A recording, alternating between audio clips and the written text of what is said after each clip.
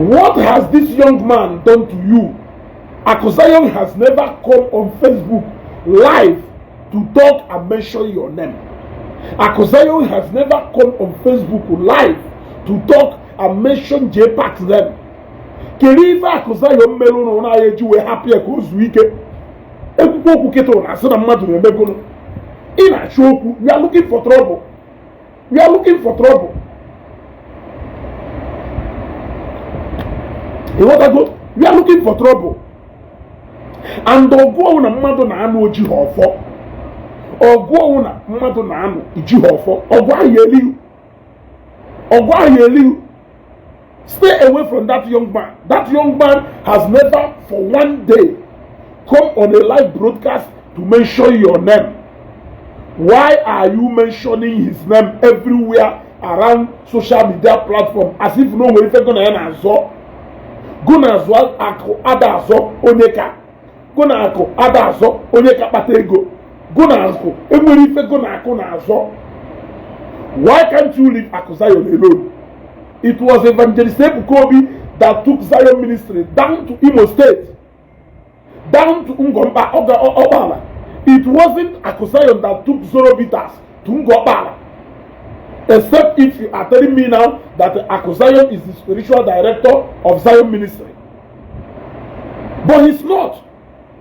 Why are you always, and this is something that people will not tell you. Some of them who are ignorant and they are these misguided followers of Matthias will always come there to tell you, ride on, ride on, ride on. Yeah? What is all this? It's becoming too much. If nobody is going to tell you the truth, let me tell you the truth now. I have to tell you the truth, bro to bro, man to man. It is becoming too much and it is seriously becoming too childish. How can you be mentioning the name of a man who has never come to Facebook to mention your name? You keep running programs, mentioning his name, calling on him, trying to provoke him. When you provoke him now and he come down now for you and him to test that power, you know you cannot match him. Let us stop being, let us not lie to each other here now. It is becoming too much. What is all this? I even heard where you are saying that Nando Geshin has support. Then you made mention of Akuzayon, that he has never run a business before, that this is the first time he's running a business. This is the first time he's running a business. Has it made you to be more successful than him? Has it made you to be more successful than him? We all know that he is 100 times more successful than you. We all know that he is 100 times has achieved more than you can ever achieve. I'm asking you, too much of everything is bad. Eh?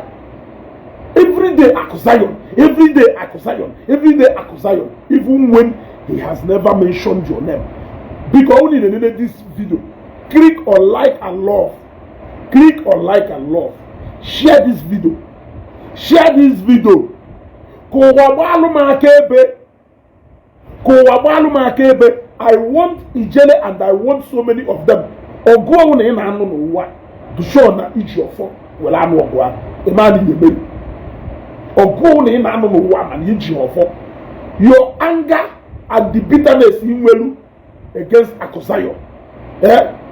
We drive you into the destruction. You will not know how it will happen. But you will walk yourself into that trap that is going to cripple you. People will laugh at you. People will laugh at you. You think that those people who are telling you right up, you think they love you. They don't love you. They don't love you.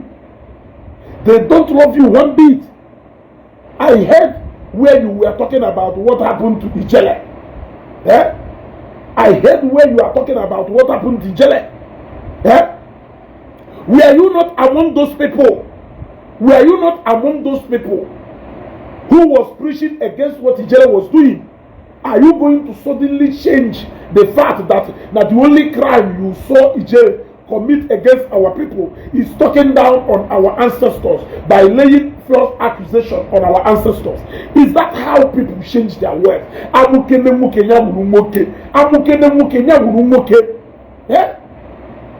You were part of the people who condemned every single activities of Ijele. Are you changing your mind now?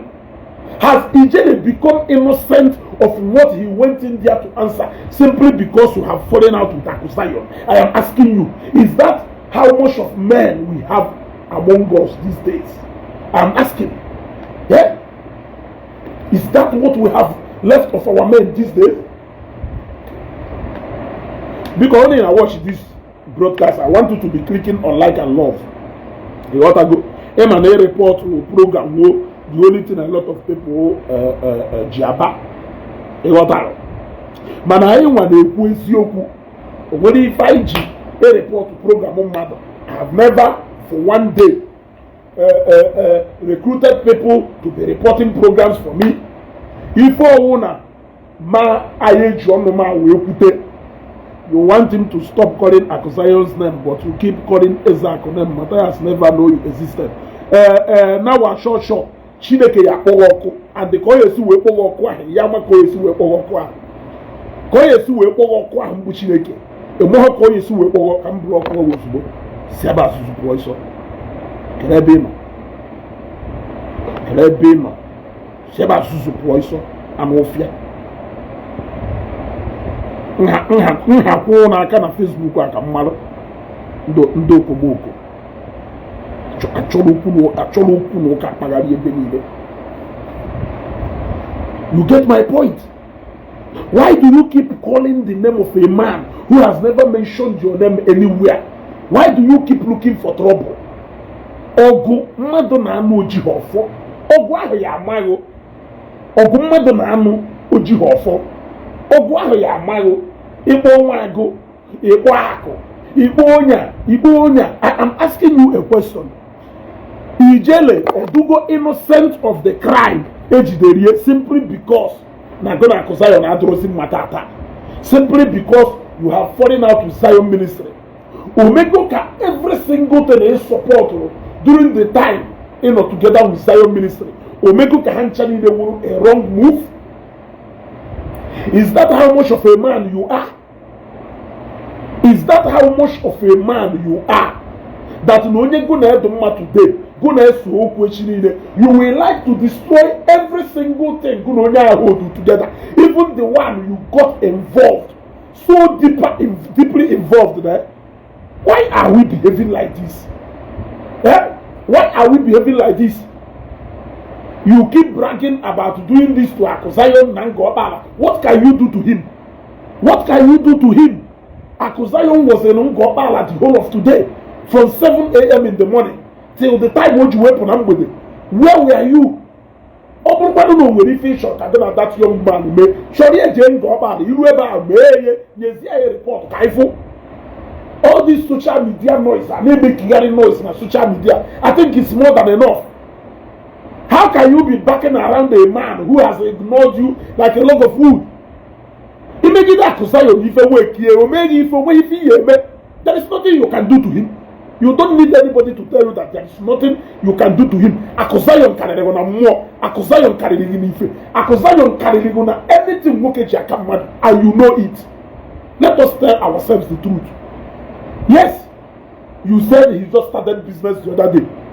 If he started business the other day and don't make on a business, make a career on a business, can do 100 times successful. Yes. Is that not enough for you to respect him? Is that not for you to respect him and learn from him? Is that not enough? Now people who stay in your platform may not tell you the truth. You run a program, you will put old video during the time before you made 100 days fasting. Where some people consider some kind of nuisance, and the Akusayon name where refer to those people. Now on a normal, no one Nivas receive Nasigo say Bawebu, Nasigo came maybe for no one Nanya, but if I was to you went there and you dig up that video. Do you have so much power? Do you have that so much power to instigate your people to stop Akusayon from coming to Ngobala? But you could not use that power to win local government election. Let us even tell ourselves the truth. Because I know for don't I said mother I am asking you. Let us stop all this nonsense. Because let us stop all this nonsense. Because I know don't I said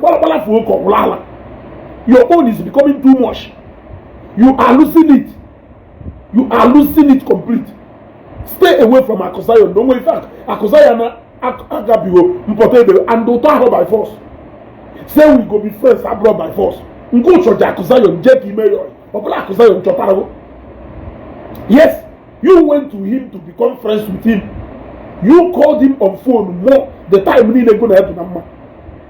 Now that it gonna him, why is it difficult for you to stay on your own? Why do you keep calling him all the time? Why do you keep throwing passes at him all the time? Why can't you control? You see, this is one thing I don't like about how people behave. Yes, I did not listen to that broadcast to the end, and it was people who called my attention to that broadcast. I was listening to that broadcast. You kept on saying about what J-Pack discussed with people. What did those people tell him when he was discussing that with them? You kept hammering on that.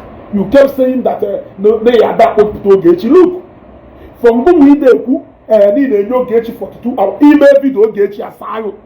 Ogechi apoputayo. Omohonye na apoputa ibe yishe. Let us stop all this ebu azwa in agba.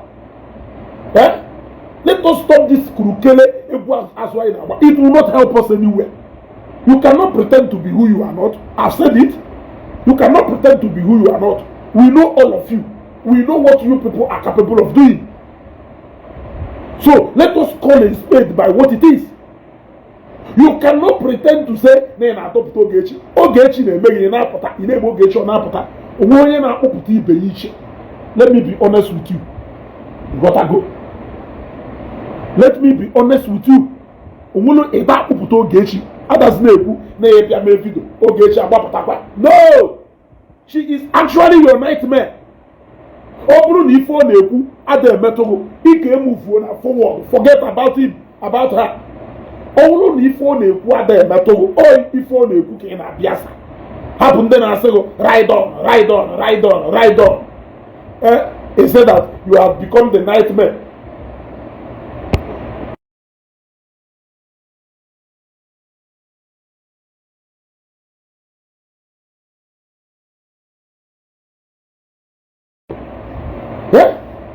Kedu ife unu ji achọrọ okwu?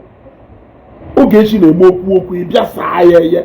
Ibe ịsa ya okwu ise na ife unu na-alụ onwe Ogechi kwucha okwu unu eje instigate J-Pack abịa kwuo ofu okwu Ogechi apụtakwa onwe ha unu na-instigate unu na-abịa sa ife ọ na-ekwu in disguise.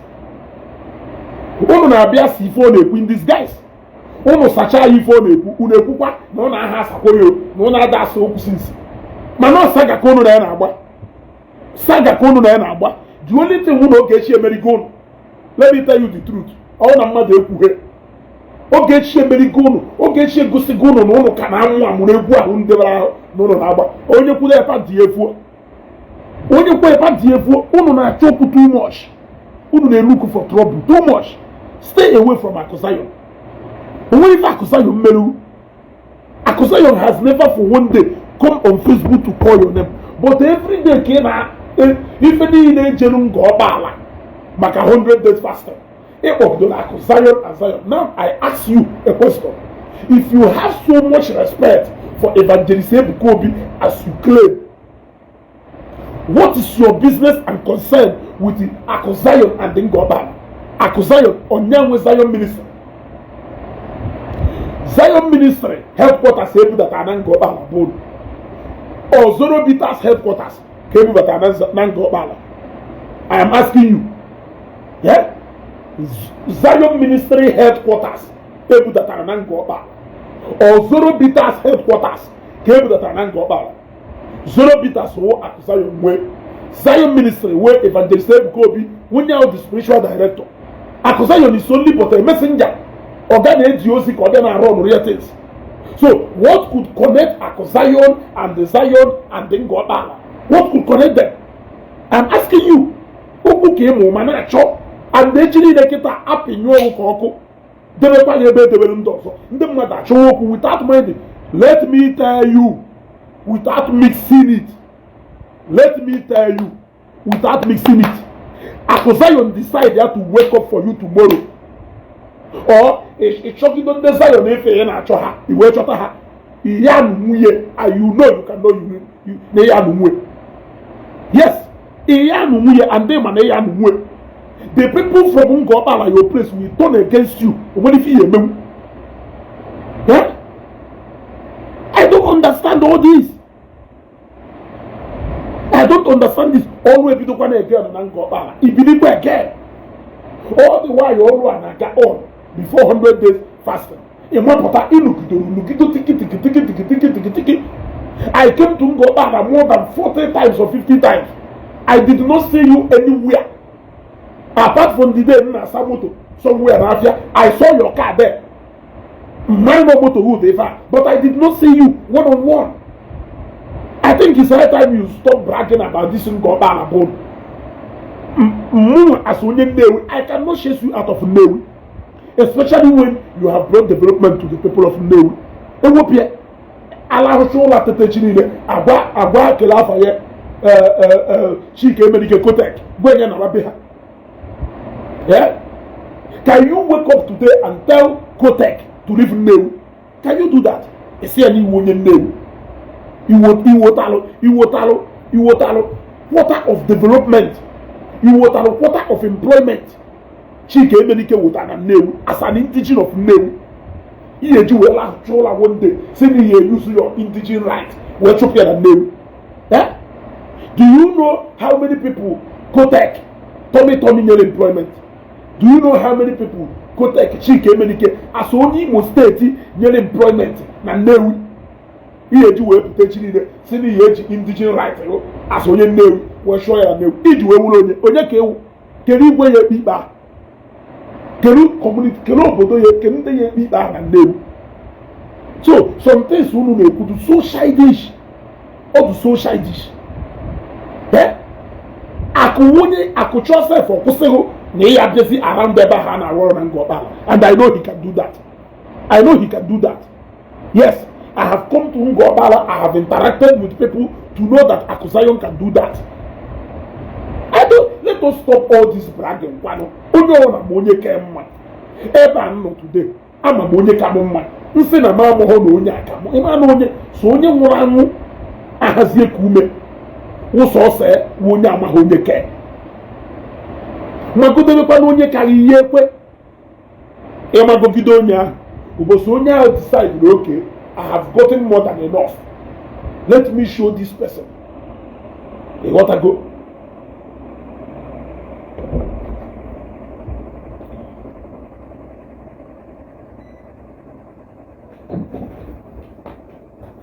You want to go?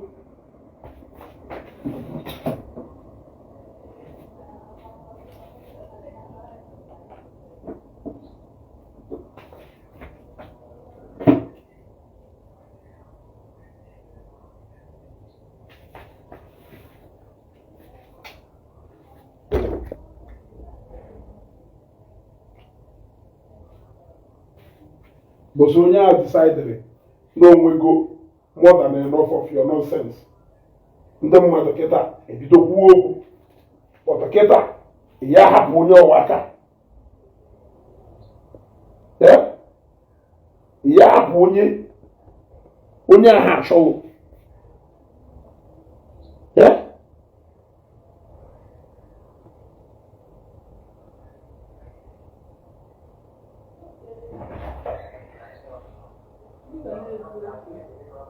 They're going to look at now what they're going to.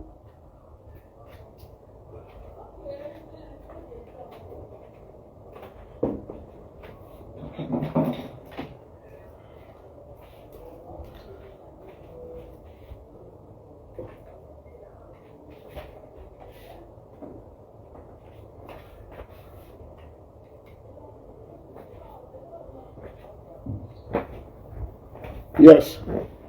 Okay.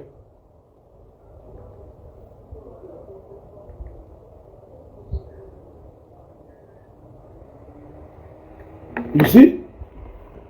So, I don't know. The truth of the matter is that na onye amaghị onye ka n'ụwa onye nwụrụ anwụ hapụ na egbe ọnụ niile anyị na-agba. Egbe ọnụ niile a na-agba na Nigeria. Onye ọwụna ma onye ka si achọzi n'okwu a na-achọ. Ịghọtana? Facebook fans who cannot translate to you denying the reality. You know the reality. Ịghọtago? And the reality is that na ịma gụ na onye a gbara mgba na onye emeri na onwe ebe ọ na-alụgụ na. Are you going to run away from that reality? You know that let's say Tieluku no nya mgba. Match onye a contact to contact, money to money, ndị ma to ndị ọma. Even he claim money n'iwu ekperima because eme ha never isi with ndị egbe. Iche na ọsọgọ ma ndị na-agba egbe. Iche na ọsọgọ ma ndị na-agba egbe eme ha n'iwu isi na ya agba egbe na ya agba egbe. Ọsọgọ ma ndị na-agba egbe. He grow up na Port Harcourt. Ịmakwife na mmadụ waba brought up. Ị na-asị ngolo. He grow up na Port Harcourt. Ịmakwife na mmadụ waba brought up. Ịmakwife na mmadụ waba brought up. I am asking you. It is enough. It is enough. That madness is more than enough. Onye fukwa na eziokwu nyakwuo. Onye fukwa na eziokwu nyakwuo data eziokwu.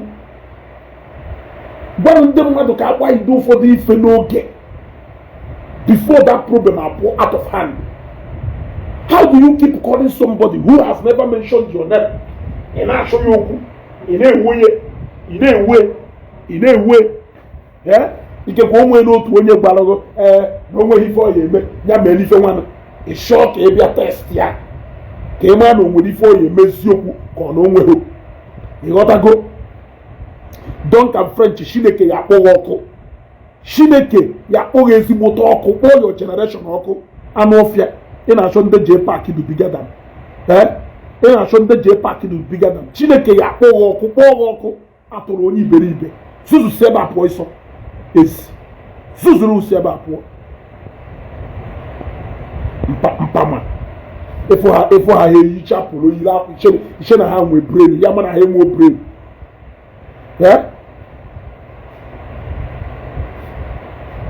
Efo ahụ yiricha akwa yiri polo ụfọdụ n'ime ha ekpuru mgbọmgbọ gogo n'anya iche na ha amụ ife polishi afọ ọnụ ha. Iche na ha amụ ife ya mana ndị iberibe. J Park is bigger than you. Governor ka national anthem. J Park is bigger than you. Wòrí ẹ̀ kerifa na agba wòrí ẹ̀ rọ national anthem tiye na Facebook ka ọ na-agụnụ atụrụ ihe achọdo onye ịdụ bigger than na onye J Park ịdụ bigger than kisi owe nwe ife kisi owe nwe sense. Every day Akusayon has never mentioned your name once na Facebook. You only see him in different people now reply to you just like me. Does he not still show you how much more Akusayon? Does he not show you how much of a person he is? He's not the one responding to you. It is people who are responding to you on his own behalf. You keep calling his name even when he is not talking to you directly. Ono bulu ka ị na-achọ. Onwu na ịchọrọ igosi Akusayon na karịrị ya na nke ọkpara ma enu ya eme ka ndị mmadụ fụrụ anya. I am asking. Ịghọtago? Ọ bụrụ na o nwere ife ị chọrọ ime ka i wee gosi ndị Zion Akusayon na karịrị ha na nke ọkpara ebe ọ na-agụ na ha dịkwa na azọ ndị indigenous of nke ọkpara. Ọ dị ka agụ na Akusayon na-azọ onye wu indigenous of nke ọkpala. Ọ dị ka akụ na-agbazighị n'ọnwa onye nke ọkpala. Ọ ife akụ na-agba go na akụ na-azọ na iwu onye nke ọkpala ka ọ n'ihu onye nke ọkpala. Kedu ife na-ewutakwanụ all this hand? If you want to show Akusayon not be too small that you can deal with him na nke ọkpala, do it and show us the result. We want to see. Too much of this talking, noise. It's becoming too much. It is becoming so childish. It is becoming so childish. And the saddest reality, and the Eziokwu people will not tell you, is this one I'm not going today. Stop measuring yourself with Akusayon. If you wake up to kiss your back, we know Lagos. Where born Alogune? Yes. Where born Alogune? You were once loyal to him. Yes, you were once loyal to him. Nobody forced you to be loyal to him. You saw him worthy to be loyal to him. So now go there today. Whatever thing you may try to paint about him, it does not mean anything, and it cannot amount to anything. You were once loyal to him. You were once loyal to his call. He was once your benefactor. You cannot change anything about that. So fighting him because you no longer agree with him is nonsense. It's nonsense. You talk about him not knowing how to do business. Now business in COVID, but he doesn't know how to manage it. That was the same product you went to Aba to go and market. Do you have any product in the market? Do you have any brand? Yawa Putata in Nigeria or brand there? Asinon Gumwe. He will general business acumen of one product to Bagola African country, by Europe, by so many places. Product here has become a brand that almost everybody who knows Zobi has no Akusayon. Yeah? That is how we will Japota be a bone. She wrote down advice me never Imegidifa or Gwe Yamu Yadapasang and the fellow Mego on Facebook. The mother Mogamu. The mother Gamu. And one will Ijele Pempen and Kayamu. Ijele proved to be more powerful than you. Yes. Ijele proved to be more powerful than you. But Ijele Jeno Ibo Muma, am I even a more physically? Odio why Ijele Nanoketa. And people will ridicule you. They will ridicule you. They will mock you and they will laugh at you. All those people who are clapping for you now, you think they have forgotten your role in what happened to Fodunde Wadidi. You think they have forgotten your role and your participation and your input during the arrest of Matthias. You think they have forgotten your role and your participation and how you supported the process during the arrest of Ijele. You think they have forgotten all this.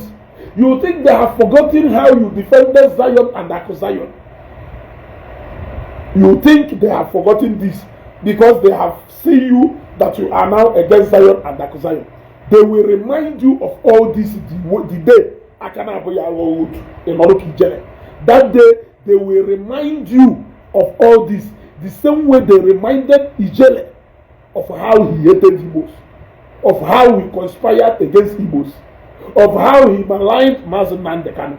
They never remembered all this when they teamed up with Ijele against Evangelist Ebukobi. They only remember this after he was in detention for how many months? Your own will be worse. They will laugh at you more than they even laughed at Ijele because you were more active more than Ijele. Guess if you don't know. You were more active than Ijele. So they will laugh at you, they will mock you, and you will not even have the face to come on your page again to shout the Shanamite. Now we'll go in. It is my advice to you. Now too much of everything is now bola follow wala. What is all this? Akusayon this, Akusayon that, Akusayon this, Akusayon that.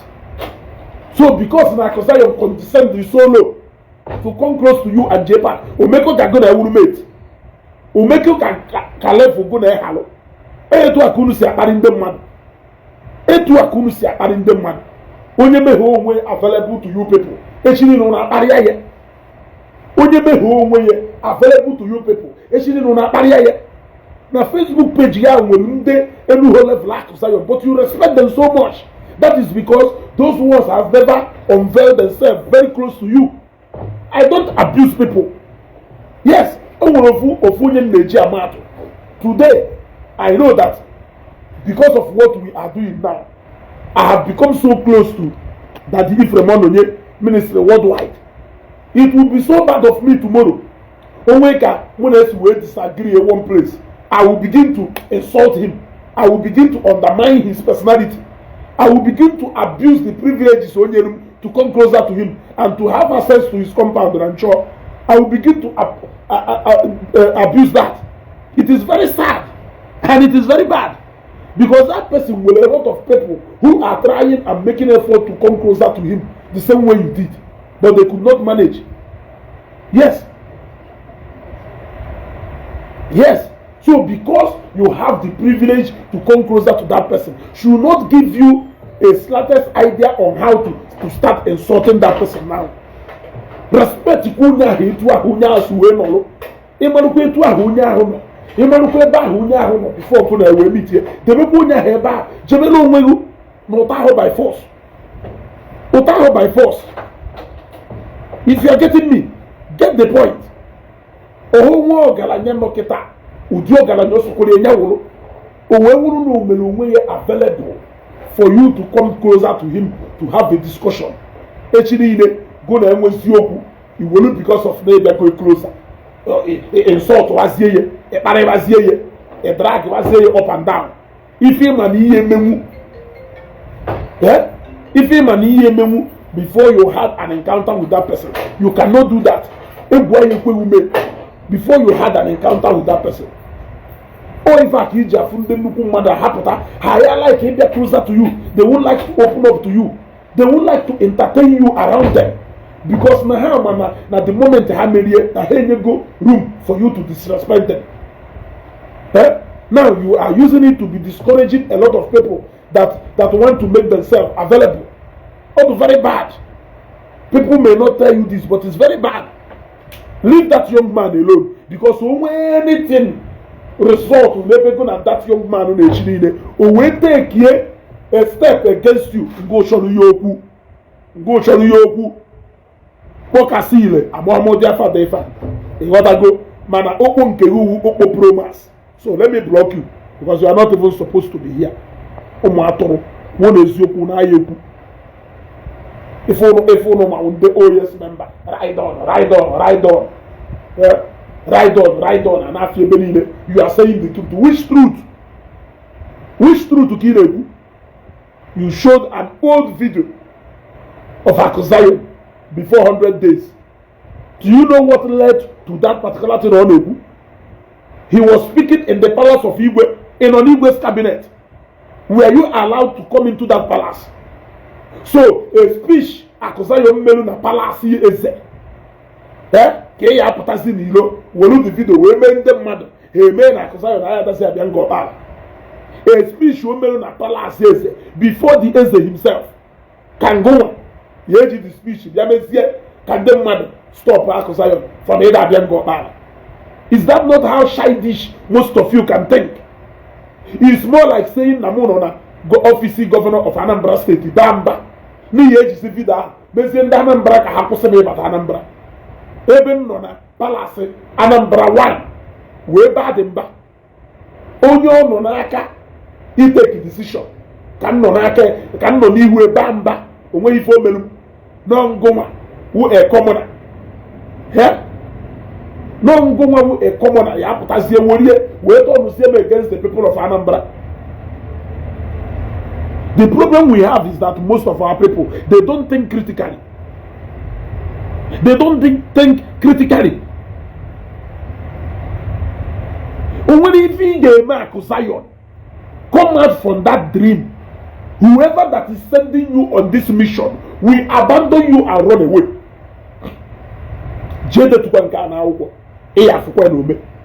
Whoever that is sending you on this mission, whoever that is telling you to ride on, I know more than what you think you know. Yes, I know more than what you think you know. Yes, I know more than what you think you know. There are so many things hidden that you don't know. There are so many things hidden that you don't know. Do not put your hand inside the oko. Etina kauna milioko. Oya atakwo. Eti kwona kauna milioko. Oya atakwo. Ndị mmadụ ahịa agwa kita anaghị na-achọ okwu. I can't remember the last time Akụzayọm pụtara sị Gọvanọ Eziokwu chukwu wee memu nke Gọvanọ Eziokwu chukwu wee memu nke. I have never seen that. I have never seen that.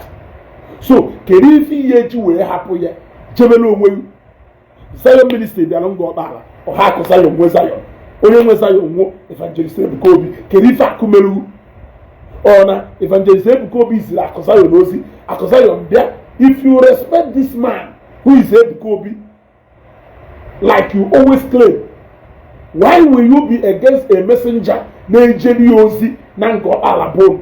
Why will you be against him? Is it because you have seen Caterpillar enter Zion site again? If you don't have today, like you can even Akumelu specially, if you will launch a program about him today. Yes, is it a way to always get to Ogechi? Because Ogechi will stay away from Evangelist Ebuka Obi, stay away from Ako. Is that a way of you trying to get to her? If it is a way of trying to get to her, then I want to know why you cannot face Ogechi and leave Ako and Evangelist Ebuka Obi alone. Since we have agreed to leave people that doesn't matter in whatever thing I name, why can't you leave Evangelist Ebuka Obi? Why must you always shoot your arrow to go his side and go the side of Akụzayọm? Or no bloku ke na cho. E to show ni ne channel onwelu. Or hope ke na cho.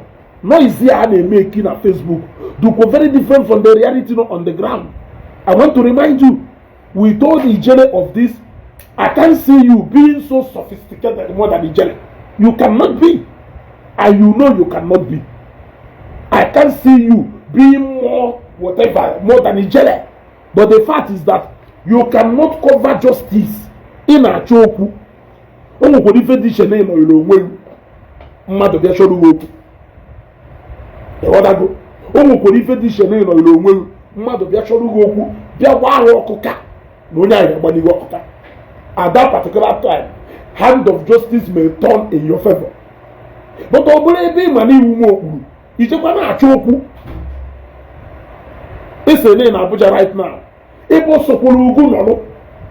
Onye onwuna na akulu egwu a e na agba. Tisharu kweta. Onye ya abandon rugu no seti. Inyota nke ye ebuchalo. Onye de fa ya abandon rugu. Knowledge. Yes. How can the person spend how much of his money for you? Gunu ki na emeka chari. Onye ahu na eti ifa. Mgbe na say election, ego de ko onye we support your campaign. I'm asking you, Kelonye Defa do ready to come and spend close to 15 million of his money to make case for you in Abuja? I'm asking you, Madam Bena has election, and you will have 5 million to support your campaign. Tell me that person.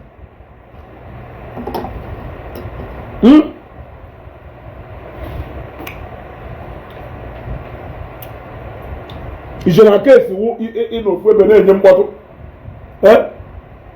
case wuni nwere your money to inject n'ime case ya ekwuo ide check ma we may transfer mmadụ ịsịrị gaba n'iru egwu ha atụ onye ọrụ gụnụ ka onye ọrụ ya eme o mee kpọọ na fon onye jirizi akpọọ na fon ama nna ya bịa helaji ike m. Let us stop forming this galadima na form na Facebook. Onye kago there is nothing you can do about it. Onye karo, there is nothing you can do about it. Ahe mete na gara. Son John Daniel, I'm on poverty, they worry me. Yes. Bebe da ebelekedo as poor as I am. You got that? Bebe ebelekedo as poor as I am. Edo as poor as I am, you will be thanking God that you are as poor as I am. Atoro. And I'm at poverty, they worry me. No nyen kamma. No nyen manan kamma. Oku nesi owe mu ife. Unesheno mkpotu ni ina anenye. Yeah? Unesheno Facebook noise ya aneme. Let us meet each other at the Christmas. I forget to go na eba ticket bureau Christmas. Ibeto. Capital Oil and Gas. After and go. Echefu go na eba Christmas bureau eba ticket bureau Christmas. Omega nne. Poverty they worry you. Conscience. Echefu na eba ticket bureau. Na one in ebe ya eba ticket. so adịghị agwa people eziokwu. Gosi onwe you, let me bring you. I am bringing you on camera. I am having you on camera. Show yourself. Let the youngest CEO. I am bringing connection fail. Show yourself on camera. I am not up to your workout. Show yourself on camera. I am not up to your workout. I am still adding you. Show yourself on camera. Show yourself on camera. I am still adding you. Accept the request and come on camera. We want to see the youngest director. We want to see the youngest director. Because as we wait to welcome the youngest director, yes. I said, I can bet you don't have 15 million naira in your account.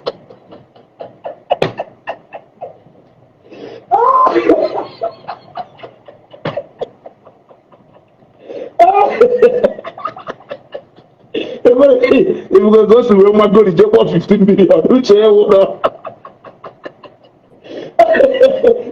to you. Oh, yeah, say I can bet you don't have 1 million in your account. Man, upon young one, he won't go to 15. Thank God they need to do something to the 1 million in the bank account.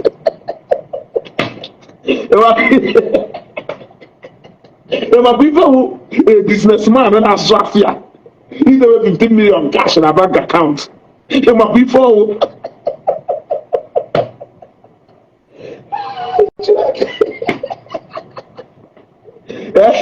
my people, a businessman on a swafia, he's over 15 million cash in an account here. Oh, yeah, what the book oh, yeah, book a businessman on a swafia, he's over 15 million account. Oh, no, thank God the name Maria. Marine onye go na na-ekwu okwu ahụ sabaka ọwụ. Marine onye go na na-ekwu okwu ahụ sabaka ọwụ. Makwa ife Facebook ya kwugido mmadụ ụgwọ wee kwụọ mmadụ 15 million na ụdị anyị na-eme wee kwụọ mmadụ 15 million onye ọya edewe na bank account. Ana m invite ego bata na camera, stop making noise. Ọgbafuona, let us continue. Ọgbafuona ọ na-ana Ben Johnson ebe a ka a na-emeri ha. Ọ bata na kamera kịta ọnụọrụ na mkpọ ọkụkọ. Yes. Ọ bata na kamera kịta ifu ebe ọ ya anọ wee bata na kamera igwe anyị ekwe bata na kamera. And that is the kind of noise they make. Yes. You want to go?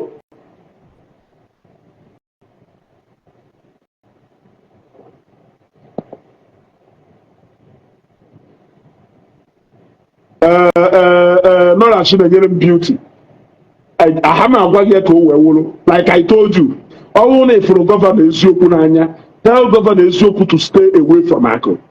All those people who are supporting him will run away. No, say. I don't care who that person is. I don't care who that person is. But what I am telling you is that now problem pota. Only now support here. They will run away. They will run away. Ijele bin Abuja. He boasted to be going in and out of Asobila. He boasted to be connected with the highest rank in DSS. Ijele went in because no gono abro go your farm. Yes, you cannot be bragging with money that is in somebody else's pocket. If you want to brag, brag with what you are capable of doing yourself. Don't brag because you have somebody somewhere who is backing you up. That person will disappoint you and leave you to your fate. Yes, that is it. That person must leave you to your fate. You got to go. So, Governor Eziokwu Sholo, he made something Kaifanya. Akusayo Nonango Bala, the whole of today. You left your town and run away. You came to Facebook to come and do program. Go to Ngobala and meet Akusayo one-on-one. block where you know ya block you know ya bata. For as long as you haven't done that, stop coming to Facebook to come and make noise, brother. You are making noise on Facebook. The noise is becoming too much. The matter I have 1 year. I don't want to go here. Yeah? No, Katana Maso, the Anne with the Anne with the Anne with the Mana, but I'm new with Anna. Ena but I'm new with Anna. And I'm not so to be new. Do something, let us see. Stop accusation from coming to Ngwabal. Do that. We want to see it happen. Stop accusation from coming to Ngwabal. We want to see it happen. Gunu ko meru. No tada ba hologone. Jebelo nwe utawo by force. Yeah? Every day, put on Facebook, that one that calls himself accusation. That one that calls himself accusation. Arrest Madu. Look, you people can no longer arrest anybody. Were you not on Facebook supporting the arrest of Idume? Were you not on Facebook supporting the arrest of Matthias? So, who are those people you are referring to? I'm asking you, who are those people you are referring to? Who are those people you are referring to? Were you not at the forerunner during that arrest? So, who are those people? Does it mean that because you are no more in good book with Zion and this, that in Ife Ijele Melu are to go right?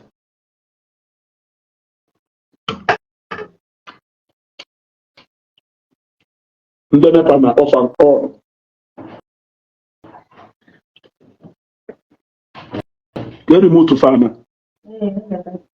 Okay.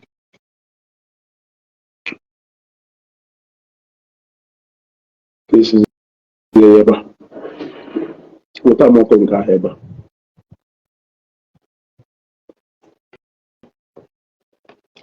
Joy, one, making no kid be the more you spend your data to watch me, the more frustrated you become. What I go. Ofun carrying carry go ya no here now watch it in even no we carry you have any choice. Whether ni even na anything on you must be here watching me. What I go even no we carry go. I will not come and watch you because I don't even know that you exist. At least you know that I exist. And that is why you are here watching me. On ka we even no we carry go. But I go na nsi eba carry go na nka.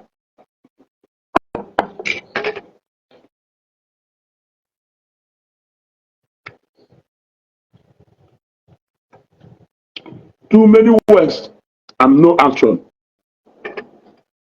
Don't fill the basket. Yes.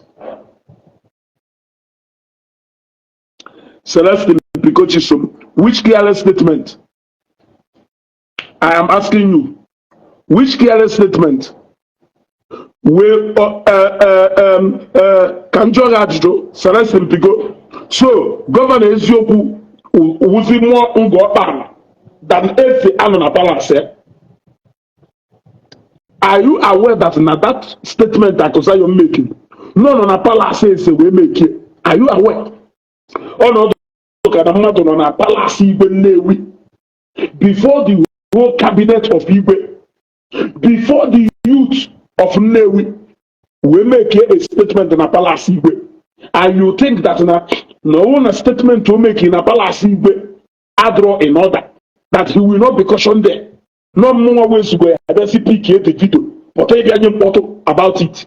Yeah? You saw the video today. Is it today came to go do that for the first time? Yeah? Do you think that video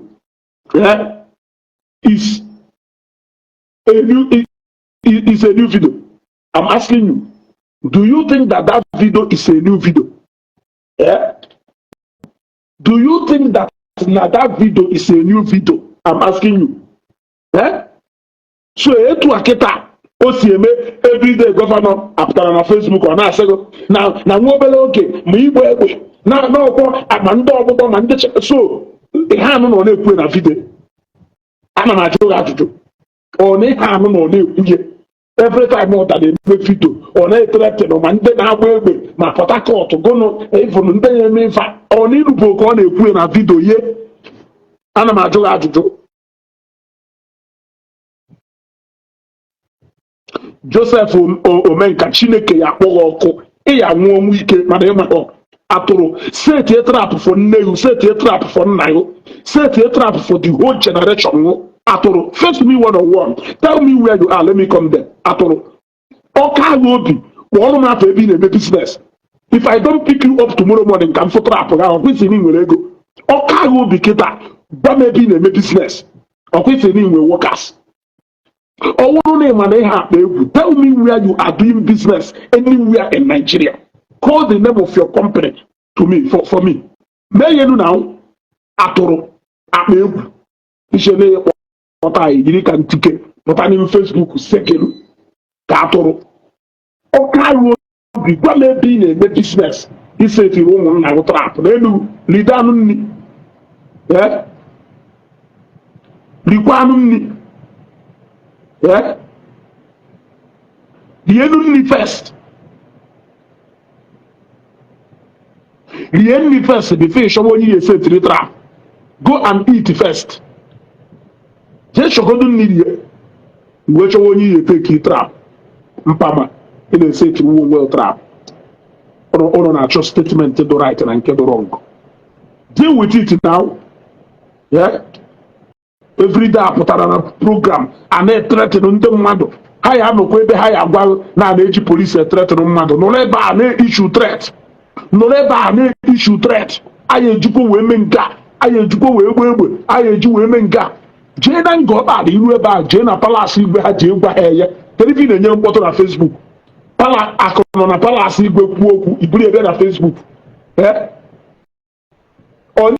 ndị Facebook ya pass judgment on ife akụkwuru. I am asking you, akụ nọ na palas igwe kwuo okwu iburu the case bịa na Facebook bụrụ na eje na nga ọkpala pụrụ ka eje treat the case iburu ebe na Facebook ebe esem what Akusayon said is not true. Angel ihe eburugodo ụzọ gụkọrọ m ugboro one gọvanọ Eziokwu yuso n'ala Igbo egbe wee threaten people na Facebook.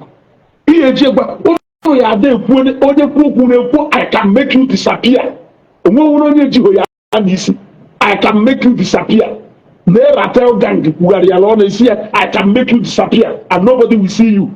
Unu fu onye unu na-amara ya ọkpanana unu fu onye unu kwuru na-amara ya ọkpanana na-eratel gang nwatakịrị pụtara ụbọchị a kwugharị ya n'okwu pụta derie voice note. You think I don't have all those voice note conversation on my phone? You think I don't have it? You think I don't have it? You think I don't have it? He said I can make you disappear, and nobody will see you.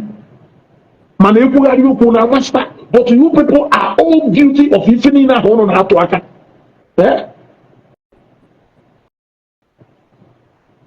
So na Facebook kunu na power. Ani nyegari poto na nyegasi ono na Facebook. Make one action on the ground. You cannot do so. Una ne try to regarding the one do up here and there.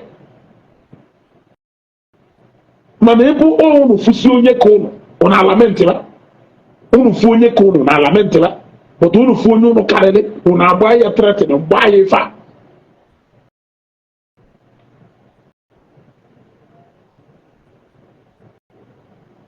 Eziokwu plea TV, please call a spade a spade. Condemn what is wrong, no matter who is involved. Stop supporting bad thing. Always Eziokwu. Peg off here. I don't need to reply to you. You gotta go. I don't need to reply to you. You gotta go. I don't need to reply to you. You gotta go. Nọrọ argument ka enu ife na-ekwu. Nọrọ argument ka enu ife na-ekwu. Okwu eziokwu. Palace of Justice. Palace of Truth. Palace of Truth. Ono bịara ikpe nga ọkpala. Awụmonye nga ọkpala. Kedu ife na-ebutere anyị kesi ndị nga ọkpala na Facebook ya? Go and deal with it. Noise that kono ya dey make. You people have never amounted to anything na noise ya. Always passing judgment everywhere. Ekwu na Zion, what he did is not right. Ekwu about what he did is not right. Yeah? Kilo to put it phone achieve go with noise mean making a Facebook. Nothing. You have become a judge. You have become a solicitor. You have become everything on Facebook here. It ends here without any effort. No headway.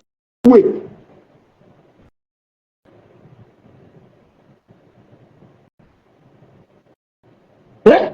No headway. Always making noise. On of judge. Ekwu okwu akụza yoro onye ọwụ na-achakapụta anya kpụrọpụ anya wuo George. Yeah? Every day ka I had issue threat na Facebook I will do a na-achọ onye achọghị okwu echi niile kịta aka kpara ụgwụ ibebe akwa because I know there's nothing you can do. Make them no noise you na-emeke na Facebook. Yeah? Facebook is not a stage. We all see each other on the street. We see each other on the street, even at different places. Facebook adụghọ n'ọnwa. And don't get accept to and accept the request.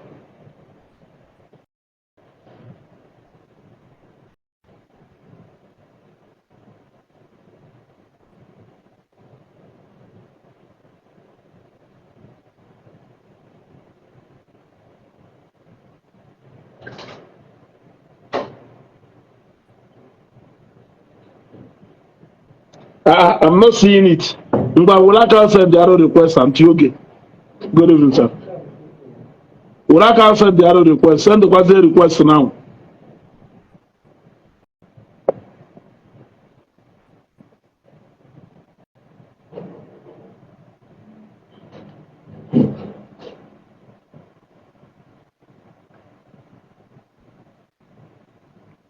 Urunaya condemn.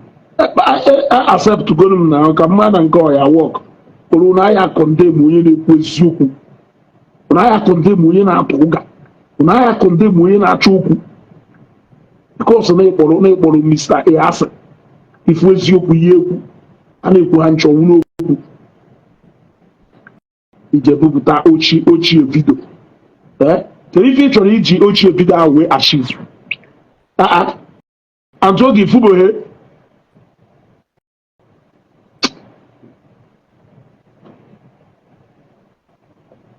They added. Okay. Can try if I bring you in again. And try if we bring you in again. Let's send the one go request now.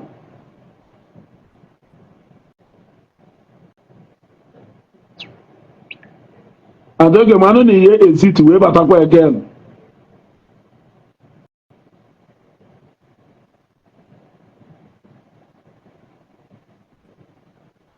Man here is it came at Antioch.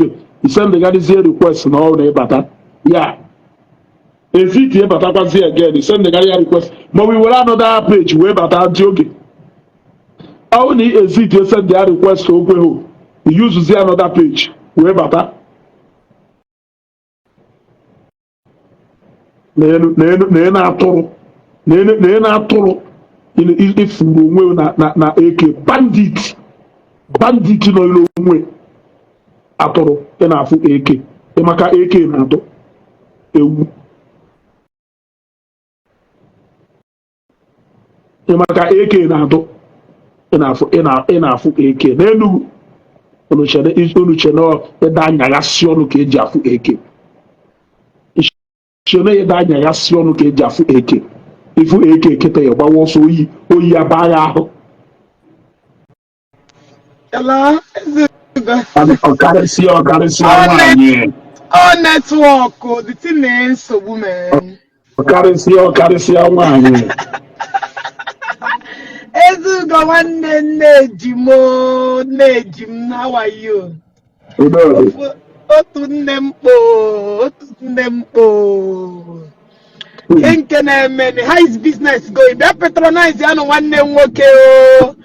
Gaba patronize ya nụ nwanne m nwoke o. Abịa na-abụ. Biko no. Ọdọdọ ọbịa ana m ekpu wig but ọ bụ maka m ihi ya zụọ wig o. Ka m kpụrụtụ ya this December biko ọ narị ha na-ekpuzi wig.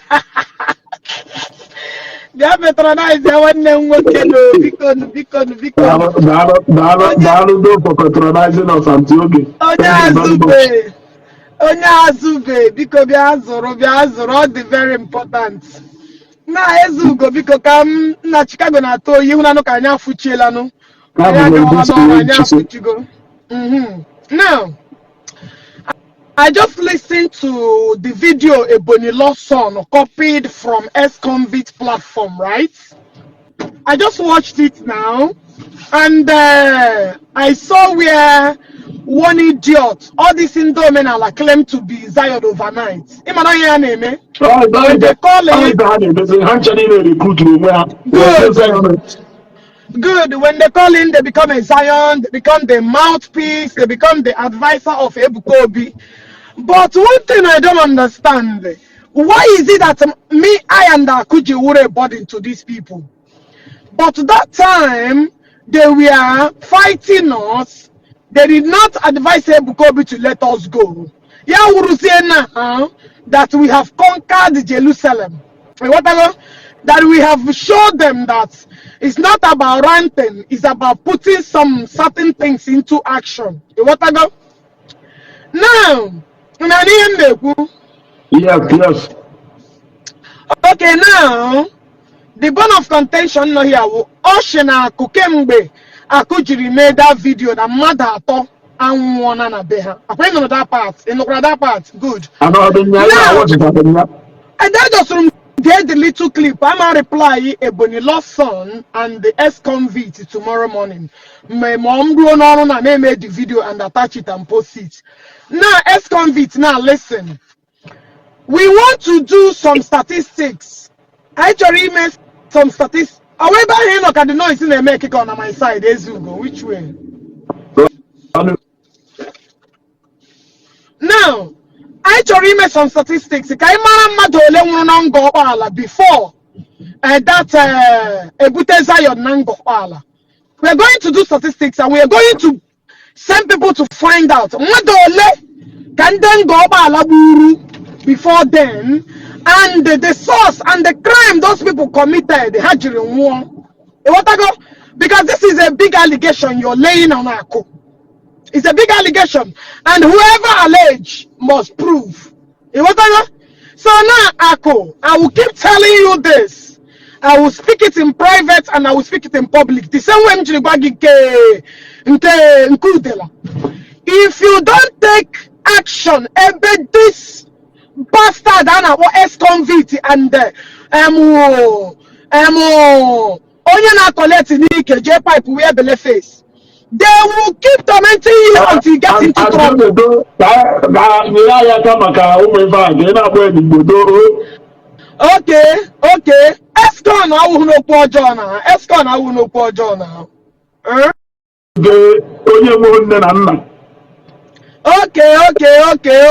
Onyana Bonike, Cambodia like that. We see J-pipe. Now, I will keep saying it. Imana, if you do not take this guy by the law, this guy will be a thorn on your skin. This this amusu and our escon, because friendship guy that he don't want anymore is really quivering his spirit. Now, Ogala be megalage na nibora mado nangobala. This is a very terrible allegation.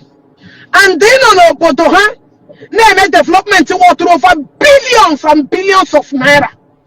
If you don't take this law seriously, get this idiot apprehended, take it by the law, this guy will set you up, and by then they are delayed. I will keep saying it though. I'm a name and then go like I say, just report it to the right authority and let them know that this guy has been a threat to your life. I will keep saying it. Because we make development in Abefa. And a lot of things will not get involved. We make development. He report it to the normal place in Angopala. Let them call his attention. By then, you see, if he's not listening to their people, by then he get take his ear upper to the right places. Agbala Mugia. This guy enwepa joy. He's so bitter. This animal, this 50-year-old man, enwepa joy. You will not understand though. That thing I'm gonna give before, we use that route. I don't they tell you. Until even ever hit Taranuchi, Atapalanuchi again. Let you there be the last day Katanuchi there. Because only what he came to be that head again she. That place Gaganuchi, I got back there again to Itanuchi. Only the bitter, Donya can do anything. That place is Taranuchita. Even if you want to buy Anunchi, that just a common person. Gaga they made all the Anunchi. Do not go back there because Onya will do everything under his reach to take you away from that place. He am not going to give you the truth. You may not see what I have seen. You may not see it because he won't Eziokwu. Onya the way bitter do. Onya the bitter.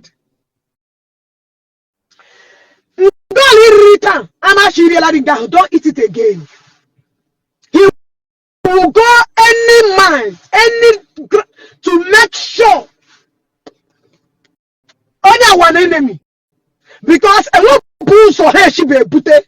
Echiama putara myohano ma daraya hu okun. Sema ya hu enwe uzumi ko genwe. Until you start apprehending all these monsters. Because they see you as selling. He have a channel plan in it. Every get spend as I know. And who put through my bupo? Nation above Cobino. Every copy should not allow Ogechi. Ogechi Kuru. Now, I got around the whole world. Let me repeat it again. Oh, I'm Kupa again. On a panorama. No position no position will get self copy. I got my so copy. I never saw how else do you want me to say it? I hear that cozy, no get to see, no Ghana, on your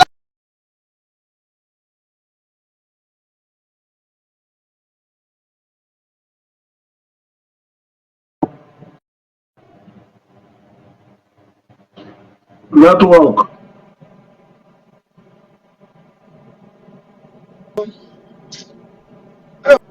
I'm not downtown. Yes, in an name, I'm not downtown. I'm not downtown. Yeah, how would this high rises? Now listen, let me repeat it again. Yawumo wipumu, Yawumo wahumu, Yawumo wahumu. Have a one language. Yawumo totomu, Yawumo wumpajimamu, Yawumo bamuda triangle. Yawumo homu. Ebukobi an sobu. Yawuri bumgasoya. Aga me make sure Agamana on my to make sure Ebukobi will know where. Or to tell you the kind of lawful Bono. I'm not and when I also Jansa, so you will understand what I'm saying. So I did this one to Tahurupu, a bonny last preaching song. I have that.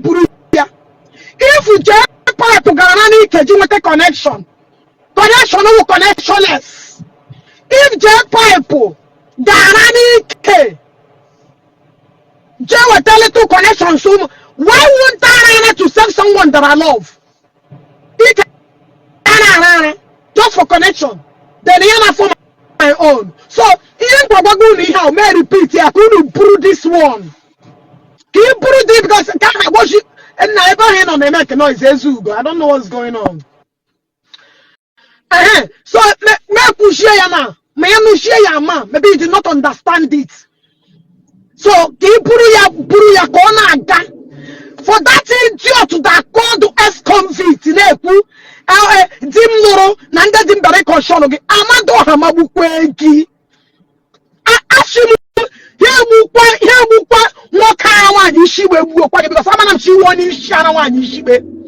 You have never corrected yourself. You want to correct somebody.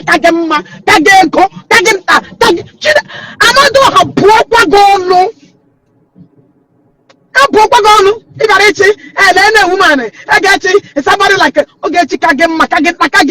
because I did not allow you guys to wear yellow copy. I did not allow you guys to wear yellow with the lies because I was a president. Now, you could not propaganda. You could not do anything. I get you must leave Zion. Every must come and address. But when the going was tough, all of you were cheering Udela up. All of you were cheering Matthias up. All of you were cheering everybody that stand against Ebukobi. I and Dako and the Eziokwu and the other people that love what Ebukobi does. We are here fighting with every blood they lost.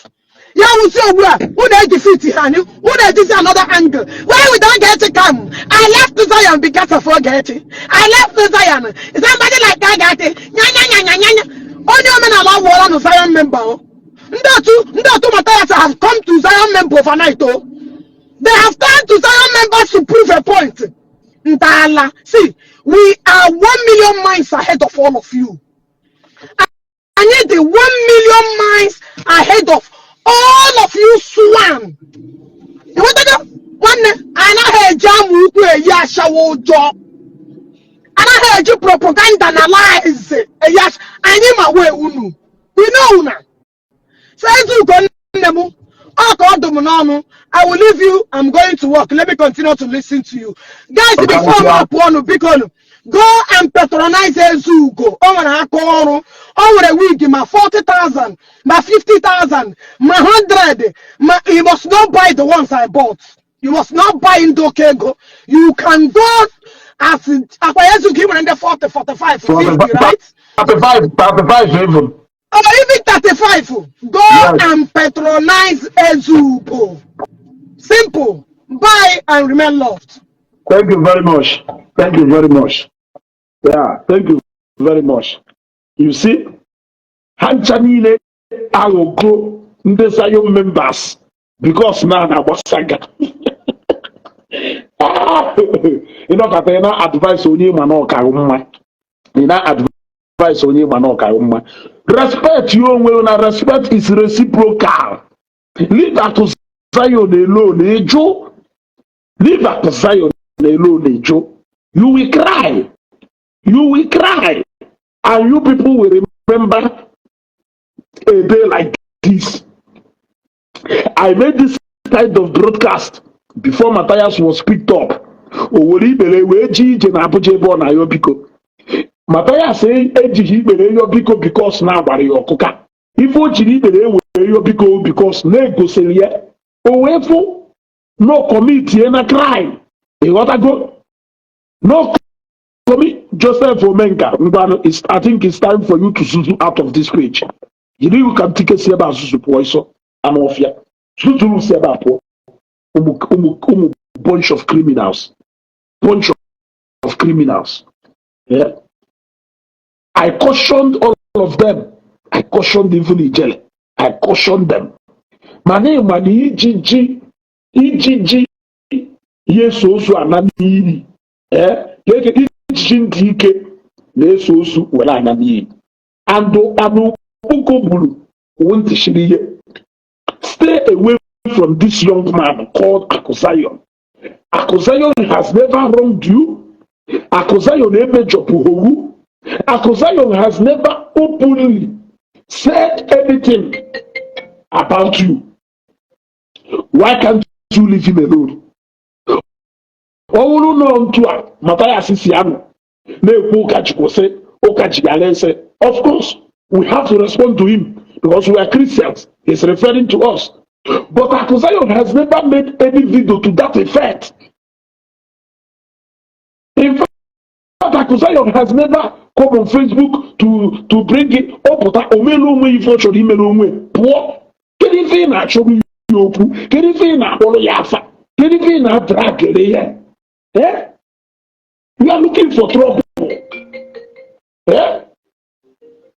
You are looking for trouble.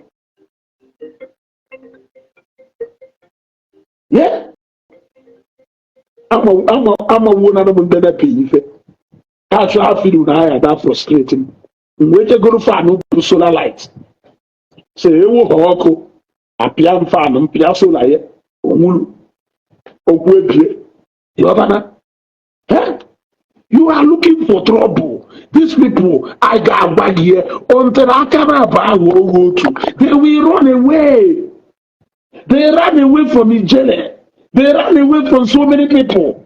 They will still run away from you. Happy if I not carry one day. Happy if I not carry. If I not carry, I won, and I swear. If I won, even a bit far, if I won, una chose no. Una will neighbor woman, ye people able. Una will not you with sapia, ye people able. Una will not a boy, ye people able. Una will not know your poor job, Makayo. If for Jeremiah, you will not, but go name Waja. What name Waja, Bulu Manuni, Buluma, Buluji, Bulose, Bulu Rice, Nueba, Godola and I. You want us to start fearing you because now. What makes you different? Only use the law against you. But you can go and go to the nation. With the rice, onion,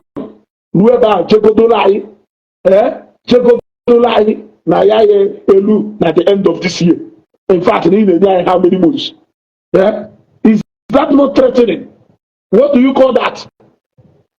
So sometimes on Facebook, or boom blogger, Sagari Boku, Sagari, Ngumekuna, CJ Chukwe, Sendine, Sagari Boku, Oyen Kenny, Hwe, Putoswe, Lihiana Junction, Oyen Kenny, Machuko, Sinafa, no Merike. You see, all these things, you are doing worse than what you are condemning. Eh? What still? Ebe owungo na chukwu. Ngwa, ndị na-ekwu na maha ekwu eziokwu. Has Aku ever mentioned Governor Eziokwu? I am asking you. Yeah? Ka m wee ghọta ebe nsi wee na-ekwu eziokwu, nji wee na-ekwu okwu asị. Yeah? I want to know where ebe nsi ekwu okwu asị. Onweta ha n'ụbọchị efere akụsa ya nkwuwere okwu video na-esekreti. Na palace of a king. Can you be more Ngopala than a king? I'm asking you. Can you be more Ngopala, more than a king, a sitting king? Yeah? Nante mother na koso wahala. Ako say yung wene puku. No hawase si mebefa. Mungu honya ye memwe. Na siguro si mebefa. Siguro si mebefa. Na nyanga tukwa ye memwe kama. Echefuoye ifo kumitia. The Igbo nọ dia, ndị cabinet nọ dia, ndị nze na ebe ahụ, ndị youth na ebe ahụ, nọ ngụnwa making your way into that meeting. Yeah? Shall the outcome of that meeting will cause any trouble?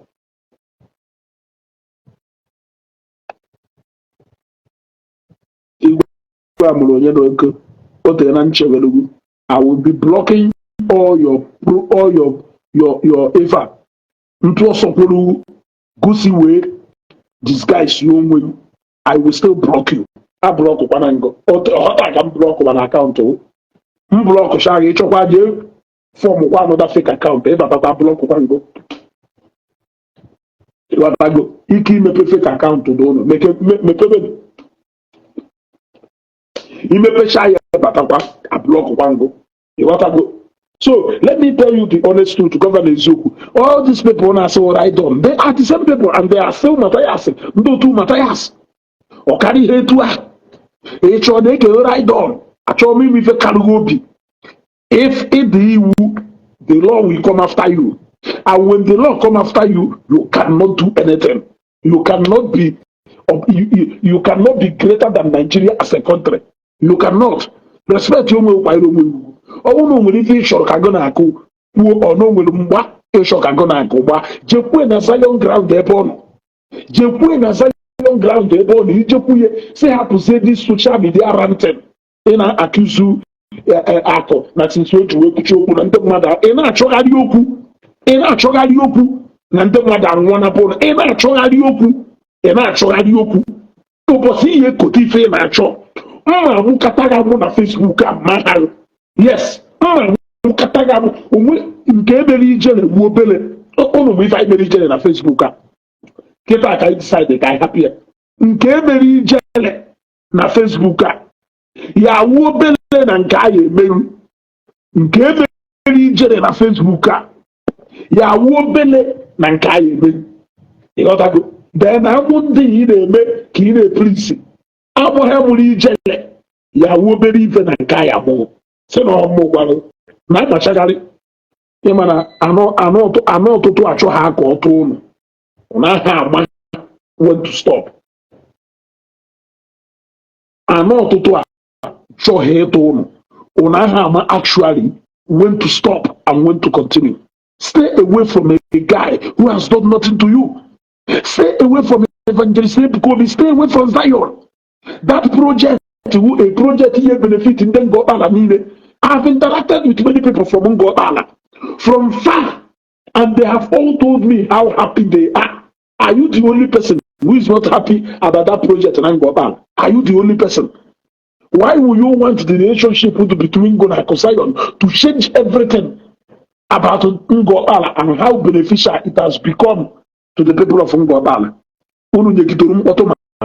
Now, government house go Evangelist Ebukobi, CFO, and Ngwajeki dispute way, Kamane Kali government. Jeba Kita Kije Kopatu, Nana, Kamane Kali government. Government, why I need onye ha chọrọ ya enye ana jekwa ebe ahụ again ka ijekwa kọọ akụkọ anajikwuse anajigara ese ife ijetara ebe ahụ buru respect kene na onwe ụnụ na respect they say is reciprocal. Respect they say is reciprocal. Respect Mr. A ka Mr. B wee respect ahụ achọzi n'okwu kwụgharịdebe nwere ife ihe ma Akụ Zion na Ngobala and Akụ Zion oge resiri a very important something today. Biko ebe ahụ ejeta anụ nchi akụpawa ebe ahụ ejeta anụ nchi biko nke karịrị akarị iwu nke mmadụ riri n'ọnụ biko ana m ayọ ịkata anyị mkpa anyị achọghị ka elitin mmeri ịghọtago ebe ahụ ejeta anụ nchi ejezinarị rice biko ejezinata and ejezinarị rice because these people do more desperate and bitter. I don't know. They said you are a nobody. They said they didn't play anything. They said you are audio billionaire. I'm not seeing me phone a welu hiwe. Na gonna have to host number. Only no say no a nobody. Only no say no he forward. Only no say no audio ka. Can he phone no have to host number. Can he phone a welu hiwe. Can he say the fact who no benefit carry shot ne wu hiwe. I am asking. Can he ife ahụ na-ebenefit karịcha na-ewu n'iwe bikos n'ụmụ ma n'ukwu asị ka unu na-ekwu jee pakịsịrị na-enyere ya ego ole ka i wee mee advert zero bitters as a friend niile ebe ewere ya na-ekele mgbe chụọ ya ajụjụ wee sị gụ kororo bitters emerụ ambasadọ ego ole ka ndị kororo bitters nyere wee mee ambasadọ for one whole year ego ole ka akụchi wee appreciate you for just one time ụna Tuga ahadi together or that ahadi apiculture it is running into millions and we are talking about close to 5 million over 5 million ego neke we sign for 1 year contract na Kololo Peters unu machi Eziokwu una maro mana Tuga happen to this young man ka ọ nọ n'ogbe yes happen to this young man ka ọ nọ n'ogbe unu sị na unu achọghị ụta unu sị na ọwụ nka unu sị na ọwụ nka unu sị na ọwụ elu unu sị na ọwụ ana ọ nọghịkwala onwe unu chụkwa na ụmụ ya nọ n'onwe unu a na-achụgharị ya n'ike ka nsị unu n'oge echi na-anụ ọgụ unu na-ana Akụ Zion ekwugharị agha na mfọ Zion unu a na-ana Akụ Zion na zoro bitters ebe a na-alụ zoro bitters adụrọ na Ngobala Or evangelist Ebuka nwee ministry na nga ọkpala. Kedu ife ị na-akpọrọ akụ Zion na nga ọkpala? Ebe ị ma na no evangelist Ebuka zieri ya ozi ọ na-eje na nga ọkpala. Ọ bụrụ na claim only respect that man evangelist Ebuka, why will you be after onye ozi na nga ọkpala? Is that what bitterness has driven you people into? Anything na to say your mmeri echi niile enu na ana ya gbara ya aka ebe. I am telling you. Anything na to say your mmeri echi niile enu na ana ya gbara ya aka ebe, because una iwu kita na chọkata iwu kata ọ na-ana unu na-ewu unu na-achọ ya unu na-achọ na ka ọ pụta bịa n'eso ntị. Amaghị m ife na-aka unu obi. Amaghị m ife na-aka unu obi. Be rest assured that na onye ahụ na-aka ya obi we run away na olejiri, onye ahụ ga-agba ọsọ na olejiri. I am telling you, onye ahụ ga-agba ọsọ na olejiri. Amụrụ m onye dị ife ahụ, mana ọfọ eji ọgụ eji ọfọ na ogu anọ. Asị na ilo na asị na-egwu ana, ọfọ na ogu enwere mkpuchi. Ilo na asị na-egwu ana, ọfọ na ogu enwere mkpuchi. Ya danụ oge iji ọfọ. Ya danụ oge iji ọfọ. Unu emela more than how many live broadcasts maka one man who has never done one broadcast for you. Go. Unu emela more than 50 live broadcasts maka one man who has never done even one broadcast for you. I am telling you. Now, is it not becoming more disgraceful and childish that every day, he has never done business before. The only one on him, he doesn't know how to manage it. Can your brand? Can your brand? Can your brand? Can brand well? Yeah? He just say na a man who will product to go mbabata. A man who will product to go accepted in Nigeria, outside Nigeria, even in Europe, even in Asia. That's normal higher business. Guru Kine, you will make such statement. I am asking you, this is a man who you have been once loyal to. I have said it before. You were once loyal to him. You were once calling him sir. You were once answering him yes sir. I was a witness.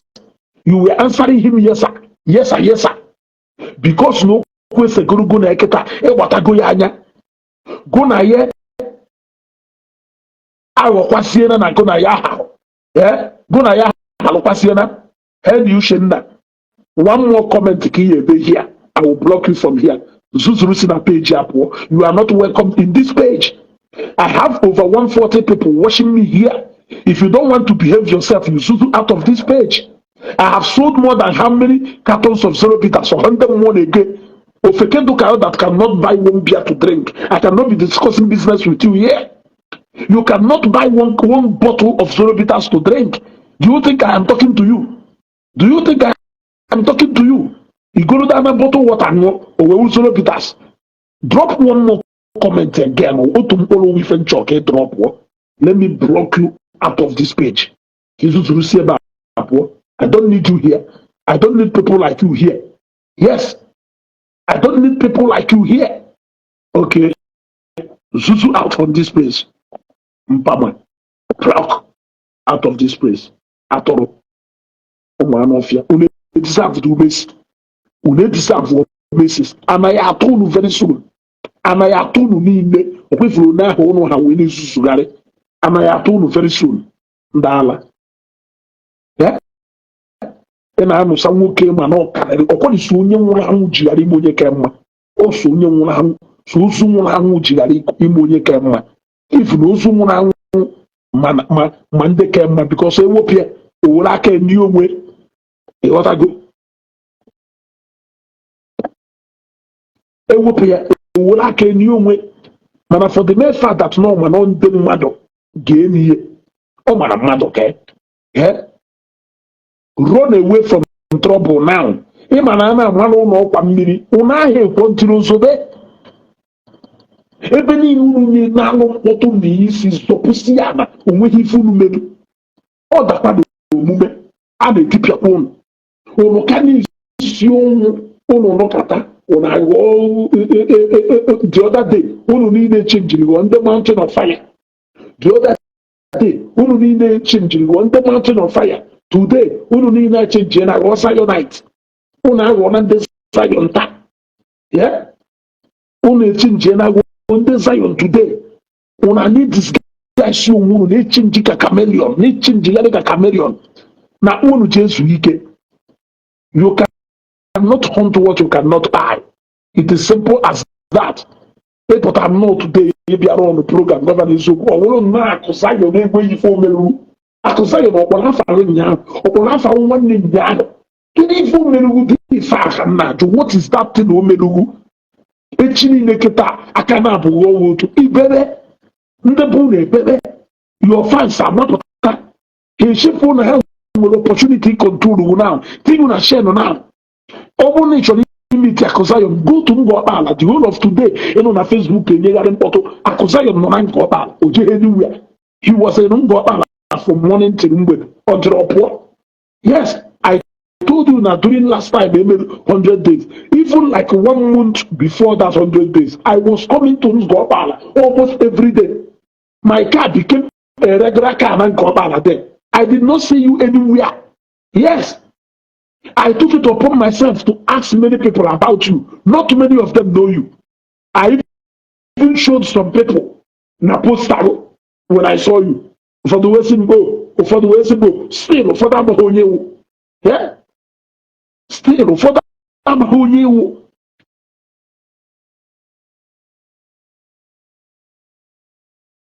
I'm asking you, go and make yourself approved among your people. Go and use the time to register yourself. You lost the highest opportunity to register when you lost it, which is good.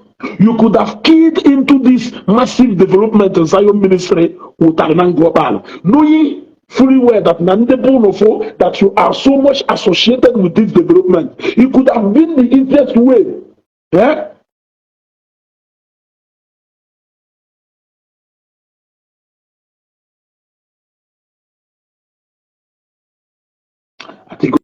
Na Ghana susuru si ebe apụọ ụmụ atụrụ unu enweghị ego na-akwụ mmadụ ọsọ noise kwuru ya dị eme unu enweghị ego na-akwụ mmadụ when the money they pay you expire gbuo ebe ahụ atụrụ everyday money unu enweghị kọbọ unu na-akwụ mmadụ onwe onye bejisiri unu aka na ọba ịkwụ mmadụ ụgwọ when the money they pay you expire atahọmụnụ tie pak emego every blogger no out there reduce every blogger to ndị a na-akwụ ụgwọ.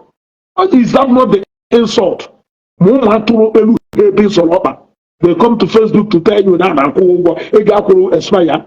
Offer a real life so. To can if this way so. Mbrumo to gafe or banana Facebook photo. Meanwhile, on a from Mbrumo to gafe or if I must be for Gakusimoto. Can see orthopedic hospital if you female away. Orthopedic hospital and one going to reach the name no way fear. You can't do anything. You can't do anything.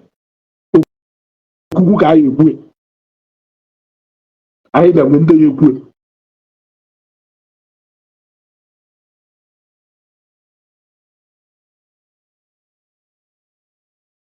When you do the greatest opportunity, OEG will penetrate the mind of Ndengobal. I don't know. You could have taken advantage of massive development in the Zion with Ngobala, knowing fully well that that you are associated with this development. You could have taken that advantage. You lost it because you were fighting over something I don't understand. You were fighting over something I still cannot understand till today. Ngobala. I had the opportunity of meeting the person they representing Ngobala and they're gonna again in the Federal House of Rep. Somebody who has already won and he is at the Green Chamber. I met with him and I heard him speak.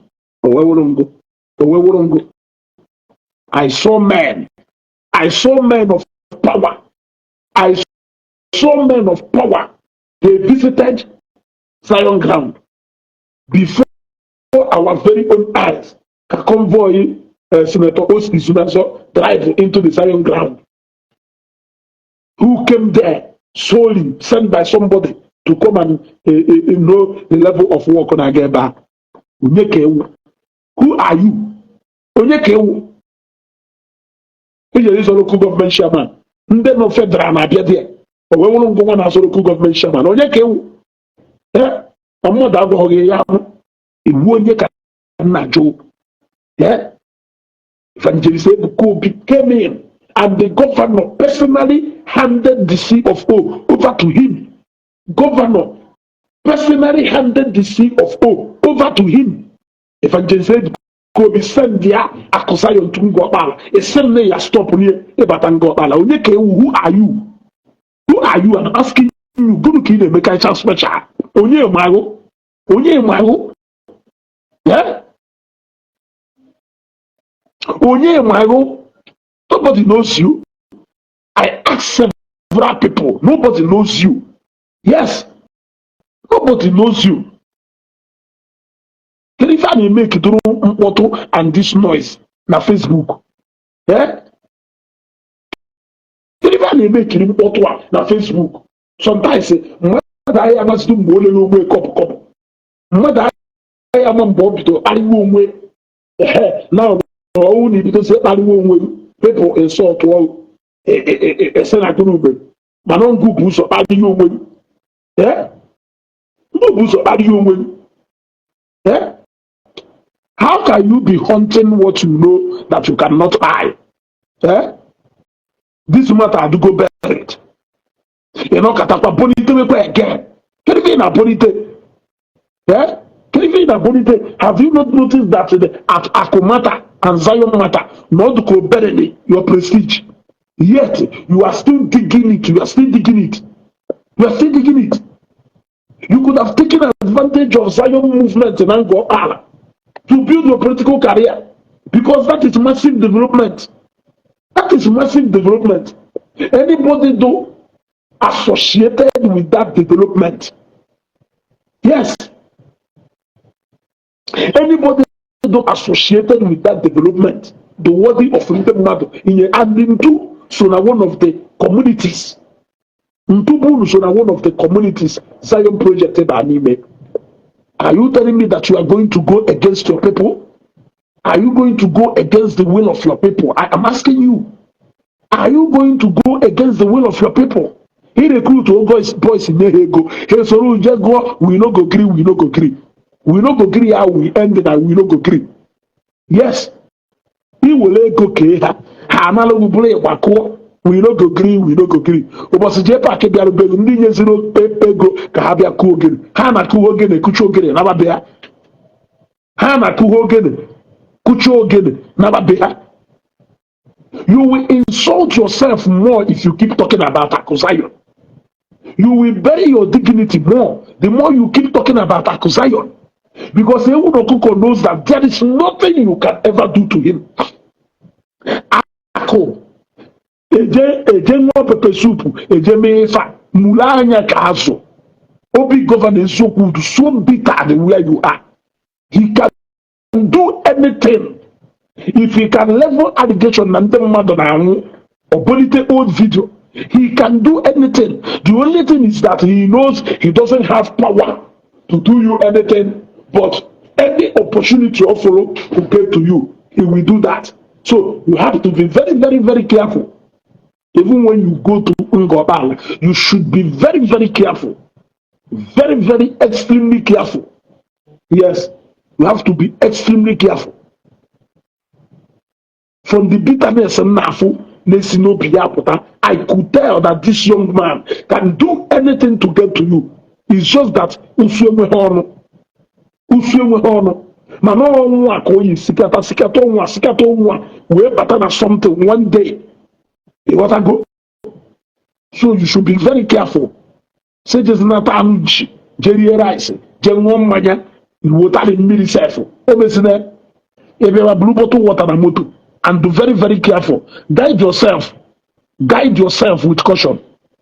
Guide yourself with caution because agwa m na gọvanọ Eziokwu nwere ike ibunitekwa kesi akụzayo njikwụsị akụzayo njigarịsị akụzayo na-eme katabo ife kpọọ afa akụzayo na-eme katabo ife kpọọ afa. Yes, I'm told you are right. I could be very very careful. Be very very careful. The hate is becoming so real now. The hate is becoming so obvious. Yes, the hate is becoming so obvious to the point that no something he will not hesitate. But you have power and you have a lot of things in your but you are looking aside somewhere. Yes, but anything now, he will do it. Because if he can go to the point of trying to say that he will poison the mind of his people, as if not going to answer, that is what I don't understand. Yeah, I don't understand what is leading to saying that he play go this video before. He used to go this video before. It did not go anywhere. Now the ponytail. He will put the mother na the mother one mother from one another go back. A mama don't even go and away from that time. Yes. A mama don't even go no alone from that time. I am asking you, do you know how many people who go up with Isaiah alone? Not to talk of name. And that's the mother town one another go back. Guru mother town wherever you go. Or never he february. Call police if you fit to do it. Stop being so bitter. Hatred cannot take you to anywhere. Akosayo do 100 times better than you. There's nothing you can do.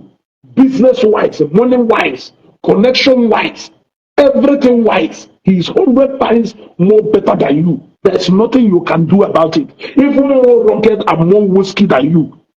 Yes. Even more rugged and more whiskey than you. I came to Ngopala. I asked many people, they don't know you. I went to Aba. Every street I gallop, everybody seemed to know Ako. That is a very big difference between two of you. Yes. Amazinaka. Imano Karuma. You called him sir. You called him sir. Has he ever called you sir? Has he ever called you sir? I'm asking you. Anyone at all going into another thing. I decided to address you today. It is becoming too much. Let me tell you now. You will continue to belittle yourself. You will continue to belittle yourself the more you keep talking about Ako. In such a way you are doing that. Leave the young man alone. The young man has moved on. He has left you two behind. Move on. Move on. Keep defending JPAC. Whoever JPAC even though the he acknowledged the fact that name and all he met. All name and all he met. Instead of you to be calling for peace, he may or you even said it openly that therefore I did not knock at CJ back to get Wolf or on a Pataku, go get you with your Wolf. So, what of I could if you get you can be replied. Should we not be right if we say that?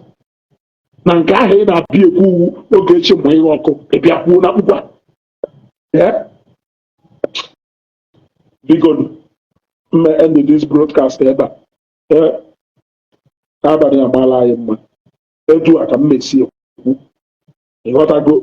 will not stop talking. If